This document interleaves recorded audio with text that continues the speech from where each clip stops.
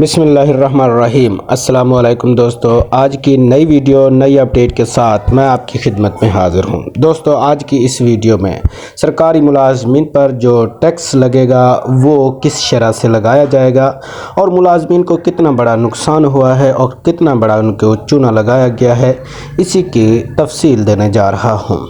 دوستو، جیسا کہ آپ جانتے ہیں تنخواہوں میں اضافہ کر دیا گیا ہے، جو کہ سیلری بڑھے گی 25% جو بڑھائی ہے اور 20% بڑھائی ہے، اور اسی طرح سے پنشن میں 15% اضافہ ہوا ہے۔ یہ بیسک پے کے اوپر بڑھے گی، لیکن جو ٹیکس لگایا گیا ہے وہ ٹیکس گراس پہ لگے گا۔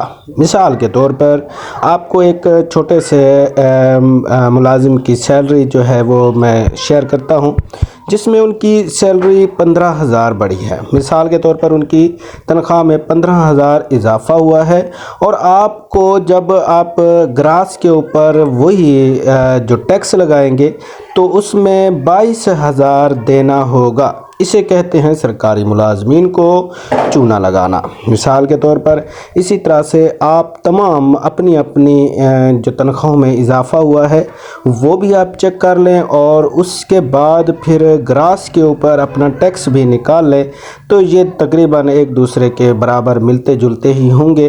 تو ملازمین کو ایک بڑا چونا لگا دیا گیا ہے۔